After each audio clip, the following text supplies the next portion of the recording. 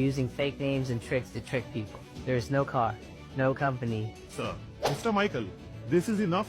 You hurt me right now. Hurt?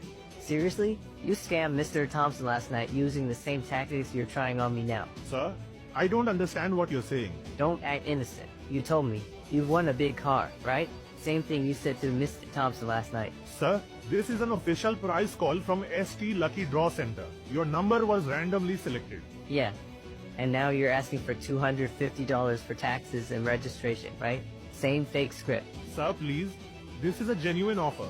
Once you pay, we'll deliver the prize and documents within 48 hours. You're using fake names and tricks to trick people. There is no car, no company. Sir, please don't accuse me. I'm just doing my job. This is a scam. Everyone needs to hear this. Sir, wait. I am sending your number to authorities. Don't call anyone else.